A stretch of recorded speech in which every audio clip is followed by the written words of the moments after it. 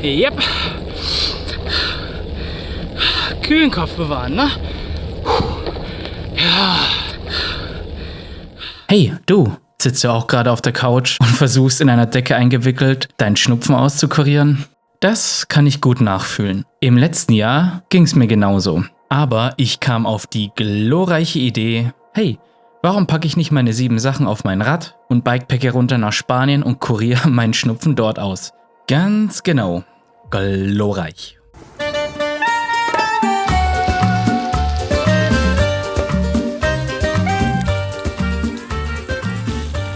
Glorreich ging es durch stundenlangen Regen. Yay. Glorreich ging es über einsame Straßen. Und glorreich radelte ich durch wunderschöne Städte. Und noch viel glorreicher wurden nur Nudeln zum Abendessen gekocht. Im Fluss gebadet. Unter einer Wasserflasche geduscht. Im öffentlichen Brunnen die Wäsche gewaschen. Und am allerglorreichsten kamen Pannen immer zum richtigen Augenblick. Vielleicht wird's besser, vielleicht auch nicht. Aus dem kalten Deutschland mit dem Fahrrad dem spanischen Frühling entgegenzufahren, nur um endlich seinen Schnupfen auszukurieren. Ich muss sagen, ich hatte schon bessere Ideen. Aber als dann angekündigt wurde, dass bald die Sagrada Familia den Ulmer Münster als höchste Kirche der Welt ablösen würde, war das Ziel noch klarer definiert. Barcelona, die Hauptstadt Kataloniens. Beginnen sollte die Reise am 17. April, dem grünen Donnerstag. Das Hotel rechnete mit meiner Ankunft in Barcelona am 1. Mai.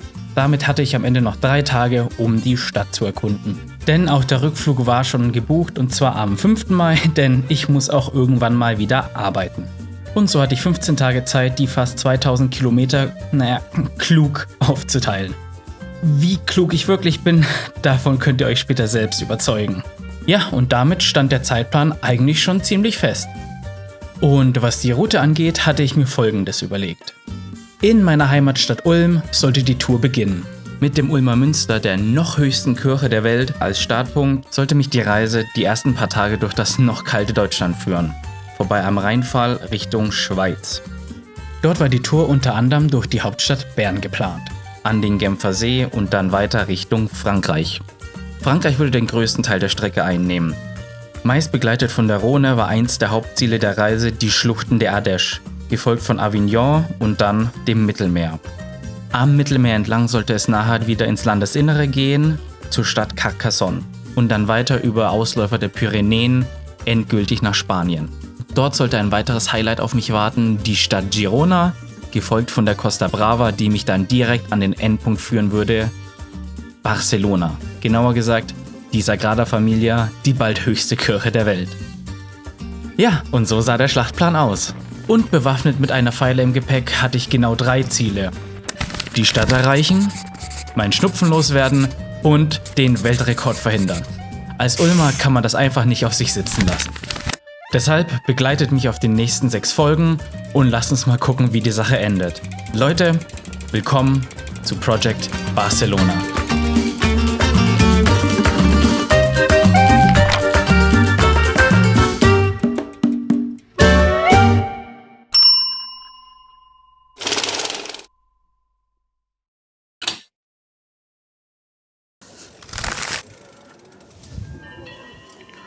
Hallo und herzlich willkommen auf meinem Kanal und willkommen zu Project Barcelona.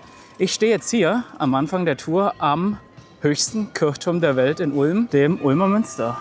Eigentlich muss man sagen, es ist noch der höchste Kirchturm der Welt, denn Ziel der Tour ist in Barcelona die Sagrada Familia. Das sind so ungefähr 1800 Kilometer. Mal schauen, wie das so wird. Eigentlich halte ich mich nie so wirklich an die geplanten Touren. Deswegen könnte es sein, dass es mehr oder weniger wird. Und natürlich ist heute das Wetter schlechter geworden. Es hat so 9 Grad. Es wird kälter, es ist Regen angesagt. Richtung Westen, ratet mal, wo ich nicht muss. Und deswegen schaue ich mal, dass ich jetzt auf den Bock komme. Fahre aus der Stadt raus. Ein letzter Blick auf den höchsten Kirchturm der Welt.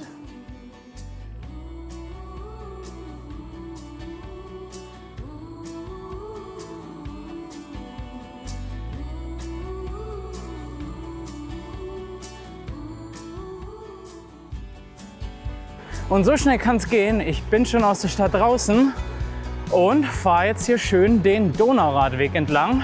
Super cool. Tatsächlich, wie man vorher schon gesehen hat, überall Baustelle, aber Wetter ist schlecht, Radweg ist offen, vielleicht guter Tausch. Umweg ist relativ nervig, aber jetzt geht's schnurstracks geradeaus Richtung Ehingen und dann ganz viele andere Dörfer, die mit Ingen aufhören, Richtung Sigmaringen. Das ist das erste Ziel heute. Mal schauen.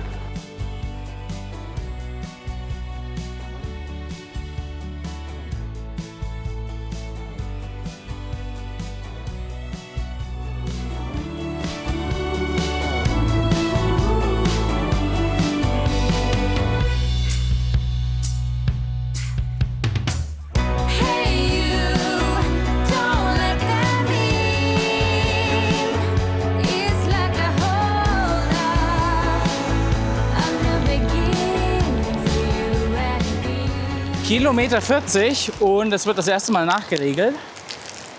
An einem meiner Lieblingsorte. Wir sind kurz vor Munderking in Rottenacker. Und schaut euch das mal an.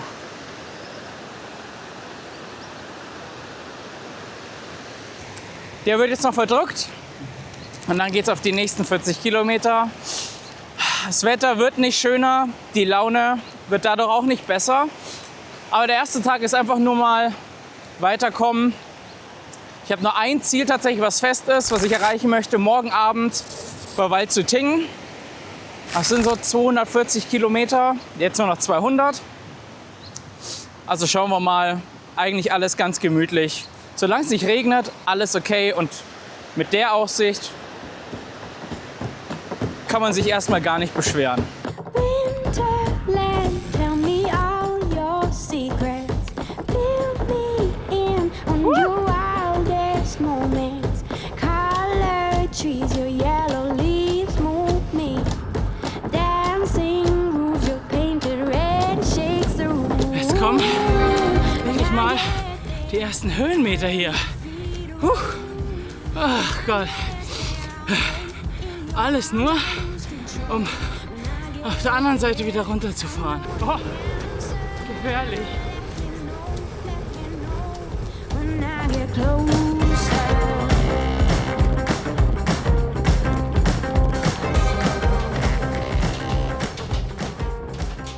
Und zu diesem Zeitpunkt machte sich ein Gefühl breit, das ich allzu gut kenne. Ein Gefühl, das ich immer am ersten Tag habe, wenn ich allein unterwegs bin. Ein ganz bestimmtes Kribbeln im Bauch, weil man nicht weiß, wo man heute Abend schlafen wird. Irgendwie so eine Mischung aus Zweifel und Abenteuerlust, bei dem nur eine Sache hilft: weiterfahren.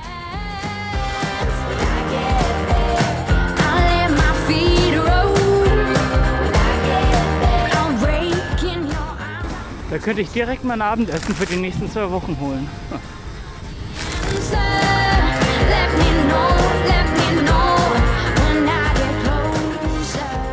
Okay, jetzt ist der Regen da und ja, es macht ein bisschen weniger Spaß, aber wir sind kurz vor Sigmaringen. Deswegen ziehen wir jetzt noch durch und dann gucken wir mal, wie es weitergeht. Was für eine geile Brücke, hey!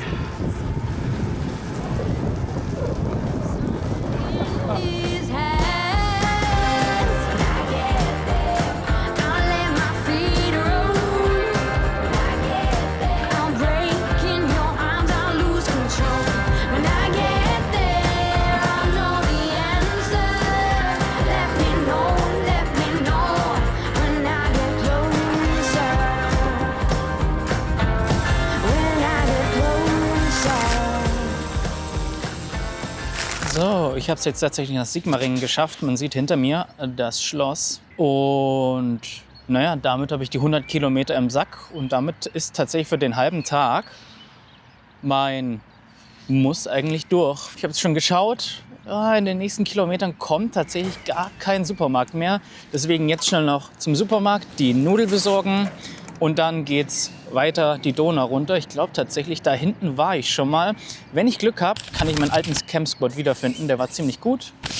Morgen soll es tatsächlich noch schlechter werden. Jetzt ist es tatsächlich gut. kaum bin ich hier angekommen und mein Soll ist durch, wird natürlich das Wetter wieder besser. Der Regen ist weg, kalt ist es immer noch. Aber morgen soll wirklich ungemütlich werden. Und mal schauen, 120 Kilometer ist jetzt dann tatsächlich nicht viel, auch wenn es unfassbar viel regnet. Aber mal gucken, was passiert. Ich besorge mal die Nudel und dann schauen wir mal weiter. Und mit Sigmaringen war tatsächlich der erste kleine Meilenstein der Tour geschafft. Die Stadt gehört zu einem meiner Lieblingsorte in der Gegend. Und nicht nur das Schloss kann sich sehen lassen, auch der Rest der Innenstadt ist immer einen Besuch wert. Sigmaringen war sogar mal Sitz der französischen Regierung, wenn auch nur kurz. Und zwar im Zweiten Weltkrieg während des Vichy-Regimes. Aber genug Geschichte. Nach einem Einkauf und einem Fehler, den ich wenig später büßen würde, ging es noch schnell Wasser holen und dann auf Schlafplatzsuche. Halt, stopp. Einige fragen sich sicherlich, warum redet er von Wasser holen und blendet dabei einen Shot von der Toilette ein? Naja, Wasserversorgung beim Backpacken ist so ein Ding bei mir. Um das eine aus dem Weg zu schaffen, ich denke, Zugang zu Wasser ist ein Menschenrecht. Und außerdem kommt man eigentlich relativ leicht an Wasser. Da gibt es verschiedenste Möglichkeiten. Der Klassiker ist natürlich der Friedhof oder an Kirchen und anderen öffentlichen Gebäuden. Dadurch bin ich viel flexibler und kaufe eigentlich auf meinen Touren nie Wasser. Und jetzt ist es fast schon zu einer Challenge für mich selber geworden und ich muss sagen, in Europa eigentlich gar kein Problem. Was das mit dem Begriff Bikepanner zu tun hat, darauf komme ich noch später zurück. Aber jetzt erstmal wieder zurück zum Film.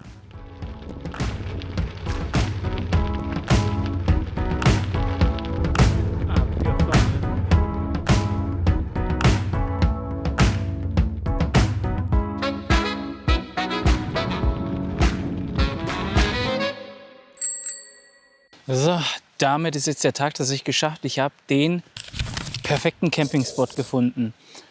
Im Normalfall, was passiert, ist immer, man sucht sich irgendwas Halbgares und am nächsten Morgen fährt man 100 Meter weiter und findet den unfassbaren Campingspot. Aber ich glaube, das kann nichts mehr toppen. Da seht ihr mal meine Aussicht. Da hinten ein wunderschöner Wasserfall. Ein Schwan, der hoffentlich heute Abend nicht angreift. Eine riesige Wiese. Da hinten die Eisenbahn. Aber das Allerbeste, hier steht einfach ein Klo. Mitten in der Pampa. Wie als hätte es auf mich gewartet. Perfekt. Hier bin ich, hier bleibe ich. Das war, denke ich mal, Tag 1.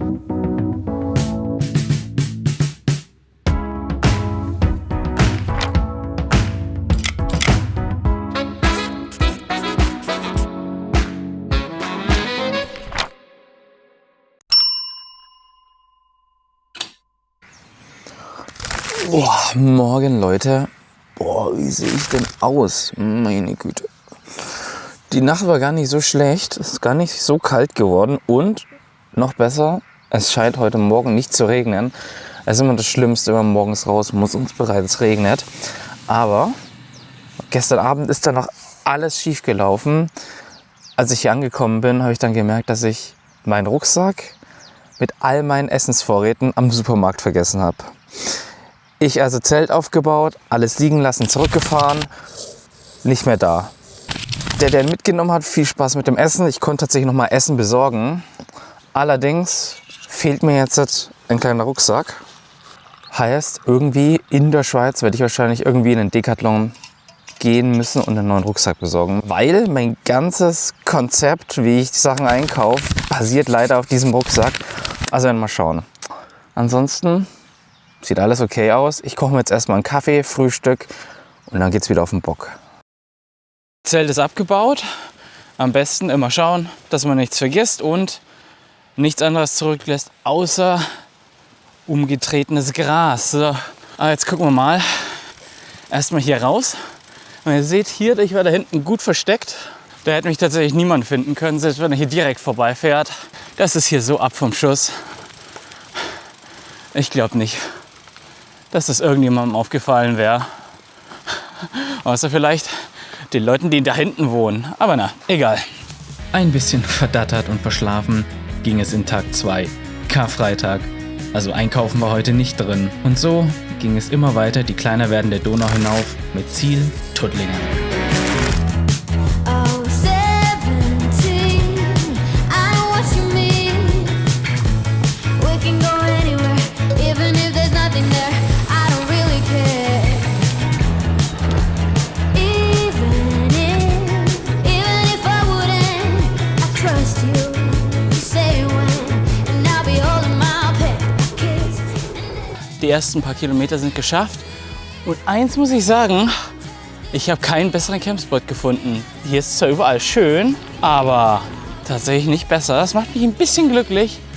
Ansonsten bis hierhin so von der Kilometeranzahl hätte ich was Besseres finden müssen bei meinem Glück. Aber schaut euch das mal an. Die Gegend ist einfach super.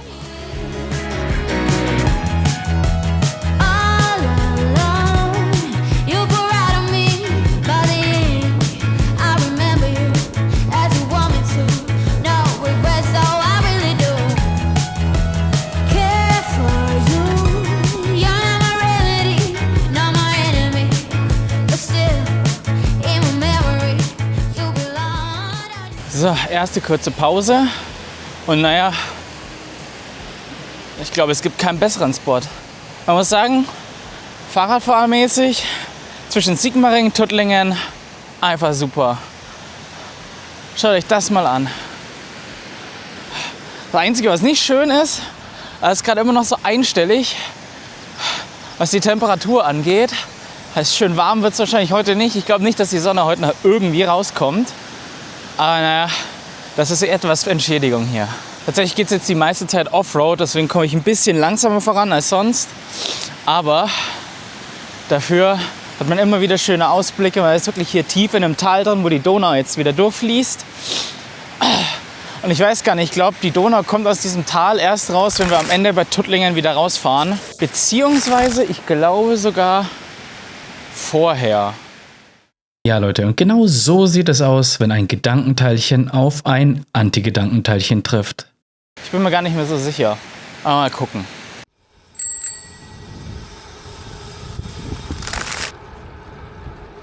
Oh Gott.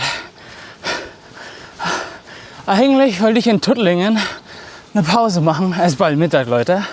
Aber ich dachte, ich fahre ins Zentrum rein, aber die Tour hat mich irgendwie direkt wieder rausgelotst. Und ich glaube, man kann es hören. Ich bin überraschenderweise in einem Climb gelandet. Aber das ist das Zeichen. Ich verlasse jetzt das Donautal. Also, tschüss Donau. Wir sehen uns wieder, wenn ich zu Hause bin. Und jetzt geht es langsam Richtung Bodensee. Ich habe jetzt noch 100 Höhenmeter, 1,5 Kilometer. Ich hoffe, da oben gibt es eine Bank. Oh Gott. Ich glaube, wenn ich das über die Tage sammle, könnte ich da drin meine Nudeln kochen. Ohne Zuladung, schön machbar. Mit Zuladung, oh Gott. Egal. Bisschen noch. Dann habe ich es geschafft. Oh Mann. Ich sage euch eins, ich freue mich auf die Abfahrt. Wo es rauf geht, geht es auch wieder runter. Bitte. Ach Leute, und ich muss sagen, hier war tatsächlich der erste Tiefpunkt der Tour und das an Tag 2. Oben auf dem Berg war es nochmal um einiges kälter und nach dem Anstieg kühlte ich noch schneller aus.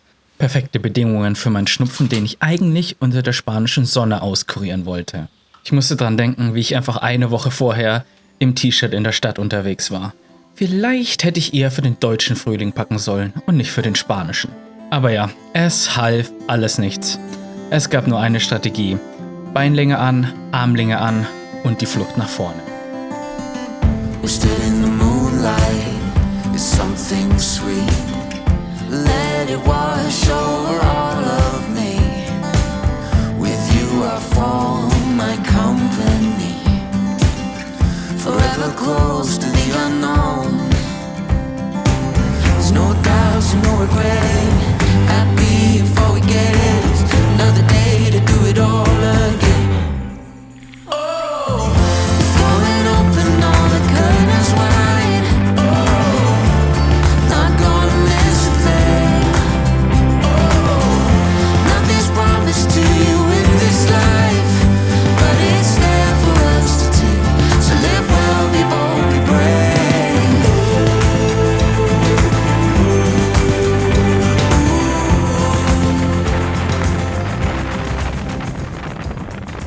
Das waren die ganzen Höhenmeter von gestern und heute.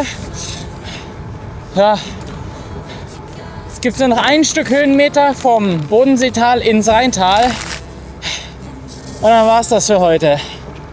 Zapfenstreich. Is yet to come. Hold it in the sun. Don't know what you got till it's gone.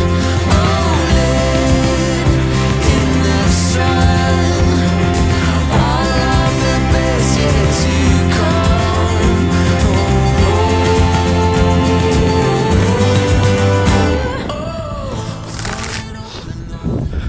Damit ist es offiziell.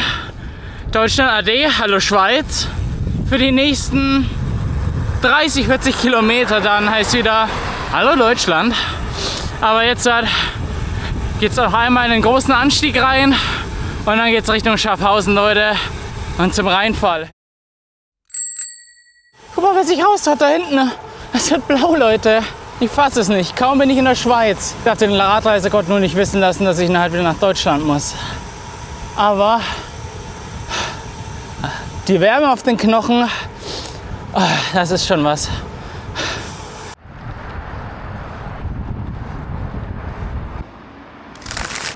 Schaffhausen, das ich sonst als Touristenhochburg kenne, war an diesem Tag einfach wie eine Geisterstadt, vollkommen leer. Anscheinend war nicht nur mir kalt und deswegen ging die Reise weiter, direkt Richtung Rheinfall. So, tatsächlich sind wir jetzt am Rhein. Ich bin jetzt in Schaffhausen und tatsächlich ist alles gar nicht mehr so weit weg.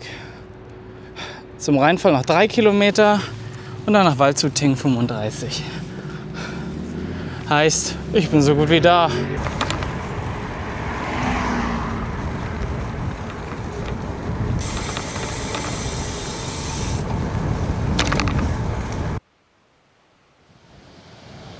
Und da war er, der berühmte Rheinfall, der nächste Meilenstein der Tour. Er gehört zu den 3 größten Wasserfällen Europas und über 23 Meter stürzt sich hier das Wasser in die Tiefe. Und alle Touristen, die in Schaffhausen gefehlt haben, haben sich natürlich hier versammelt. Es war unglaublich voll. Aber ich kann es verstehen. Schließlich kann man mit Booten direkt an den Wasserfall heranfahren. Aber für sowas hat der Radreisende natürlich gar keine Zeit. Für mich ging es weiter den Rhein hinunter. Und der sollte mich noch ein ganzes Stück begleiten. Vorbei an all den Parkplätzen für die Touristen und kurz darauf einer zweiten Dosis Alpakas für den Tag. Und nachdem ich so ungefähr eine Viertelstunde wieder in Deutschland war, ging es bei Rheinau wieder rüber in die Schweiz. Die Grenze da ist einfach verrückt. Und in den folgenden Kilometern würde ich noch ein paar Mal das Land wechseln. Und dann, bei einer wohlverdienten Pause, passierte es. Der Feuerball kämpfte sich endlich vollständig durch die Wolkendecke. Sunlight, dearest sunlight, I am calling you across the old room. Sunlight, dearest sunlight, I would like to come out of the womb. Something in me feels like all of me, and we dance all alone. Come on in. Abwechselnd direkt am Ufer oder hoch oben auf den Bergkämmen ging es immer weiter den Rhein entlang. Und irgendwann kam endlich der Moment, Handschuhe und Jacke konnten eingepackt werden. Sunlight, dearest sunlight, I am calling you across the old room. Sunlight, dearest sunlight, I can find my way out of the womb. Something in me feels like all of me, and we dance all alone. Come on in.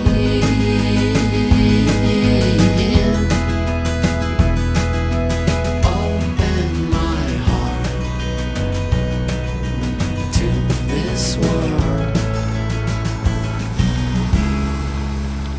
Jetzt hat Koblenz im Rhein. Endlich da. Jetzt stellt sich nur noch eine Frage. Wo ist denn hier das deutsche Eck?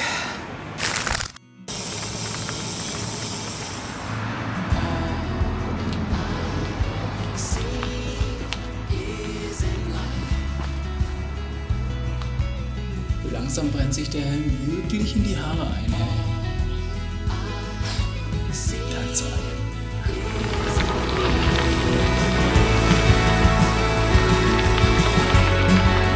Open my heart to this world. So Leute, ich melde mich wieder von meinem Schlafplatz. Hier war ich tatsächlich schon vor 2 Jahren. Ich bin jetzt hier hinter Waldzuting. Ich bin jetzt erst noch ein paar Kilometer gefahren. Auf einer wunderschönen Sandbank. Direkt am schönen Rhein. Mal gucken, vielleicht kriege ich noch ein bisschen Sonne ab. Ansonsten setze ich tatsächlich auf morgen. Morgen muss ich zwar wieder zurück, ein paar Kilometer, aber da hinten ist eh der Supermarkt zum Einkaufen. Deswegen passt das eh zusammen. So, ich baue jetzt erstmal mein Zelt auf und dann baden, waschen und die Nudel.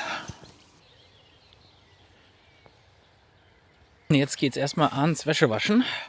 Strategisch zuerst das, danach ins Wasser und danach abtrocknen so schnell wie möglich in neue warme Sachen. Und jetzt Leute, jetzt kommt der harte Part.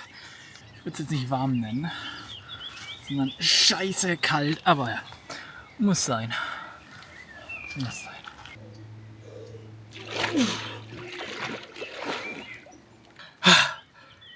Ich hasse das. Wirklich sehr. Ich bin gebadet, die Wäsche ist gewaschen, die Nudel ist im Topf. Jetzt kann der Abend langsam ausklingen. Und morgen geht's in die Schweiz. Tatsächlich bis hierher, die meisten Teile waren mir schon bekannt. Ein paar neue kleinere Strecken, weil ich keine Ahnung, ich bin so viel schon hier mit dem Fahrrad rumgefahren, dass ich die meisten Stellen schon kenne, wie zum Beispiel diesen Ort. Aber morgen geht es tatsächlich mal in was ganz Neues, wo ich noch nie war. Das Wetter sieht auch gut aus. Und teilweise ist es wolkenlos, das heißt, die Nacht wird wahrscheinlich ziemlich kalt. Aber dann morgen erstmal wieder zurück, einkaufen. Und dann schauen wir mal. Hoffentlich wird es endlich wärmer. Ja! Yeah. Leute, ich esse jetzt dann die Nudel und lege mich dann hin. Gute Nacht.